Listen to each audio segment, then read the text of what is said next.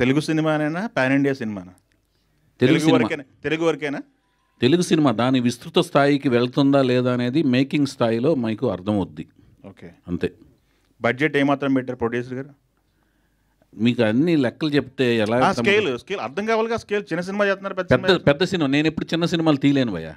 చిన్న సినిమాలు అంటే అంటే ₹1 కోటి, 2 కోట్లు, 3 కోట్లు, సింగిల్ డిజిట్ సినిమాలు ఎప్పుడు లేదు. అలానే డబుల్ డిజిట్స్తో స్టార్ట్ అయిన మొదటి అంకిల్ సినిమాలు కూడా తీయలేను. చాలా పెద్ద సినిమాలు తీస్తాను. ఓకే చౌదరి గారు. చౌదరి గారు అలా చెప్పండి. మోక్షజ్ఞ గారు ఇంట్రడ్యూస్ అవుతున్నారని తెలిసింది. అవును. మీ దాకా వచ్చిందా సార్ అది? అంటే ప్రాజెక్టా లేదా న్యూసా? న్యూస్ కదండి, ప్రాజెక్ట్. లేదు, నాకు కానీ ఆ సినిమాకి ఎప్పటి నుంచో మేమందరం ఆ న్యూస్ కోసం వెయిటింగ్. అది ఒక మంచి కాంబినేషన్ అని నేను చాలా హ్యాపీ ఫీల్ అయ్యాను ఆ న్యూస్.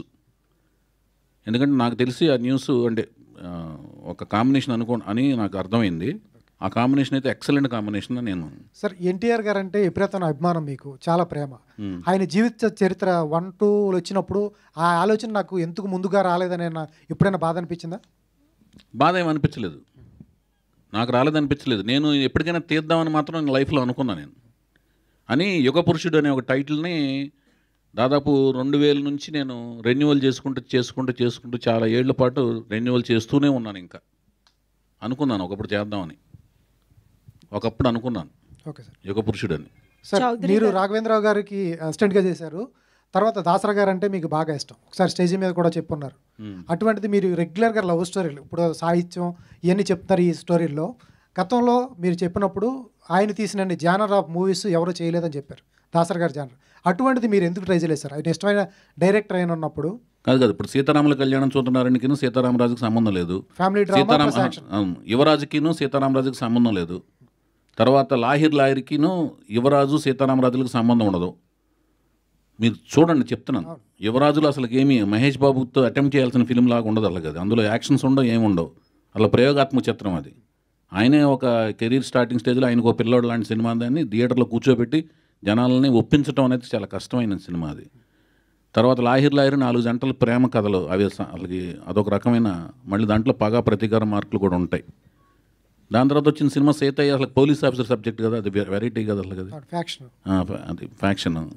దేవదాస్ వేరు, లవ్ ఫ్యాక్షన్ ఇక్కడే ఉండిపోయారు. ఫ్యామిలీ డ్రామా ఉందిగా సీతారామరాజు, అన్నదమ్ములు విడిపోవడం. ఇంకేం కావాలి మీకు? సోషల్ అవేర్నెస్ అని ఒక్క మగాడు చేశాను. దాని తర్వాత రే అనేది వెస్ట్రన్ స్టైల్ ఆఫ్ ఫిల్మ్ చేశాను. ఏదో ఒకటి పాప్ వరల్డ్కి వెళ్ళాను. సార్, ఇంత చాలా క్రాఫ్ట్ మీద ఇంకే టైప్ సబ్జెక్ట్ చేయాలి మీకు చెప్పండి సార్? అట్లానే కాదు, మీరు చెప్పారు ఆయన తీసిన జానర్ ఆఫ్ మూవీస్ ఎవరు చేయలేదు, అటువంటి ట్రై చేస్తే బాగుంటుంది. ఒకసారి స్టేజ్ మీద ఎవరు ట్రై చేస్తారని చెప్పట్లేదు. ఆయన యొక్క ఒక వ్యక్తి గురించి పొగిడేటప్పుడు ఆయన ఎన్ని రకాల పార్సల్ తీశారు అనేది చెప్పటం అనేది. ఇప్పుడు మీ గురించి చెప్పాల్సి వస్తే మీరు ఇలాగ స్నఫ్ కలర్ షర్టు ప్యాంట్ వేసుకొస్తారు ఎప్పుడు. ఆయన టేస్ట్ ఇది అని చెప్తాం. ఆయనలాగా నేను ప్రయత్నించలేదు, అలాంటి ప్యాంట్ షర్ట్ వేసుకొస్తానని దాని అర్థం కాదు. అదే ఆయన యొక్క గొప్పతనం చెప్తాం. నా ఉద్దేశం అది. నా ఉద్దేశం ఏంటంటే, ఇష్టమైన దర్శకుడు అన్నారు కాబట్టి అమరాజీనామా కానీ సూర్యగడ్ లాంటి అటెంప్ట్.